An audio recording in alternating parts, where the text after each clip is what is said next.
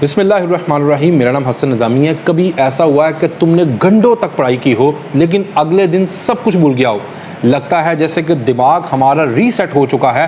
Frustrating भी लगता है, लेकिन सच बताऊं तुम्हारी इसमें कोई गलती नहीं है। तुम्हारा दिमाग नेचुरली ऐसी इंफॉर्मेशन को तो डिलीट कर देता है जो यूज ही नहीं हो रही होती। लेकिन एक बात सोचो, जापान के स्टूडेंट 2000 से ज्यादा कांजी कैरेक्टर्स को याद कर लेते हैं। तो सवाल ये है कि वो क्या करते हैं जो हम नहीं करते, और क्या तुम भी उन जैसे याद रख सकते हो बिना वो बोरिंग तरीकों को इख्तियार किए जो ट्रेडिशनल मेथड हम यूज करते हैं, जैसे कि नोट्स पढ़ना, हाईलाइट करना, अंडरलाइन करना। ये प्रोडक्टिव लगते हैं, लेकिन तुम्हारा दिमाग इन्हें बैकग्राउंड नॉइज की तरह ट्रीट कर रहा होता है, बिल्कुल वैसे जैसे इंस्टाग्राम की एड्स को तुम स्क्रॉल करते वक्त इग्नोर कर देते हो। सच बताओ, तुमने लेट नाइट स्टडी की हो, सब कुछ तुम्हें याद हो और एग्जाम में सब कुछ भूल जाए। It's not your fault, it's neuro science. लेकिन क्या हो अगर तुम अपने दिमाग को कंट्रोल कर सको और इस साइकिल को तोड़ दो? जापान के स्टूडेंट्स ये काम सदियों से कर रहे हैं, ज्यादा पढ़ के नहीं बल्कि स्मार्ट पढ़ के। तो आज मैं तुम्हारे लिए 5 साइंस बैक हैक्स लाया हूं जो जापान के स्टूडेंट्स यूज करते हैं ताकि वो ज्यादा याद रख सकें बिना बर्न आउट के। जापानीज सैमुराई मेमोरी हैक को इस्तेमाल करते हैं। लोग इनपुट पे फोकस करते हैं, पढ़ना, देखना, हाईलाइट करना, लेकिन मेमोरी आउटपुट से स्ट्रांग होती है। सोचो, जिम में जाकर सिर्फ वेट को देखोगे या उठाओगे ना, दिमाग भी वैसा ही है। जब तुम याद करने की कोशिश करते हो तो दिमाग के न्यूरॉन्स स्ट्रांग होते हैं। तुम्हें करना क्या है, किताब बंद करो, एक ब्लैंक पेज उठाओ और टॉपिक के बारे में जितना याद हो लिखो। पहले मुश्किल लगेगा, लेकिन वही स्ट्रगल तुम्हारी मेमोरी को स्ट्रांग बनाता है। इससे तुम ज़्यादा देर तक याद रख सकते हो। जापानीज स्टूडेंट्स का दूसरा तरीका है कॉमन मेथड। ये एक जापानीज लर्निंग स्टाइल है जिसमें बड़ी बड़ी चीज़ें नहीं बल्कि छोटी छोटी डेली स्टेप्स पे फोकस करना होता है। तुम्हें रोज़ाना 10 घंटे स्टडी करने की ज़रूरत नहीं। जापानीज स्टूडेंट्स क्या करते हैं, रोज़ाना 15-20 मिनट स्टडी करते हैं, लेकिन फुली फोकस के साथ करते हैं।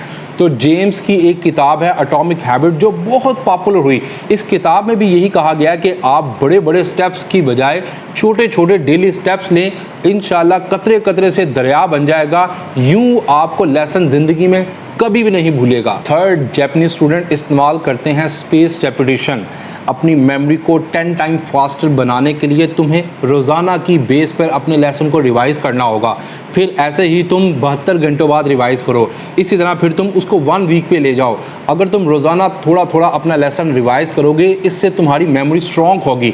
स्ट्रॉन्गर मेमोरी जब बन जाएगी, फिर इस टाइम को तुम थोड़ा सा डिले भी कर सकते हो। 3 डेज़ पे ले जाओ, इसी तरह तुम 4 डेज़ पे, फिर 1 वीक पे, फिर उसके बाद आफ्टर 1 मंथ उस चैप्टर को या किताब को तुम रिवाइज करके अपनी मेमोरी को 10 टाइम स्ट्रॉन्ग कर सकते हो। चौथे नंबर पे जापानीज स्टूडेंट काइजन टेक्निक को इस्तेमाल करते हैं, यानी कि रोजाना आपने 1% इंप्रूवमेंट अपने अंदर लेकर जानी है। लास्ट मिनट क्रैमिंग छोड़ो, जापान में स्टूडेंट्स काइजन को फॉलो करते हैं। इसमें क्या किया जाता है कि 2 मिनट एक्टिव रिकॉल यानी कि फुली फोकस होकर पढ़ना, 2 मिनट उसकी स्पेस रेपिटेशन और 2 मिनट उसकी फोकस प्रैक्टिस करते हैं। 1 महीने में तुम 30% बेटर बन जाओगे बिना स्ट्रेस लिए। 5वां जापानीज मेथड है सू, यानी कि 1% इंप्रूवमेंट लेकर आना। लर्निंग सिर्फ टेक्निक्स का नाम नहीं, ये माइंडसेट का भी गेम है। जापान के स्टूडेंट्स 2 प्रैक्टिस करते हैं जिसमें वो एकदम फोकस स्टेट में चले जाते हैं, जहां वो सिर्फ काम पे कंसंट्रेट करते हैं। तुम भी ट्राई करो, एक अपना स्टडी का फिक्स टाइम बनाओ, डिस्ट्रैक्शन को अपने पास से हटा दो। रिचुअल्स दिमाग को सिग्नल देती हैं अब इंपॉर्टेंट काम स्टार्ट हो रहा है। इससे लर्निंग डीप और स्ट्रॉन्ग हो जाती है। देखो, अब फैसला तुम्हारा है, वो ही जाओ पुराने तरीकों पे या स्मार्ट जापानीज हैक से अपने दिमाग को तुम हैक करोगे। टॉप 1% लोग इस वीडियो को देखकर एक्शन लेते हैं। तुम क्या करोगे? आज ही एक हैक ट्राई करो और कमेंट सेक्शन में मुझे बताओ कि किस से सबसे ज़्यादा तुम्हें फ़ायदा हुआ। और अगर ऐसी ही स्मार्ट और प्रोडक्टिव टिप्स तुम्हें चाहिए तो इस चैनल को सब्सक्राइब करना मत भूलना।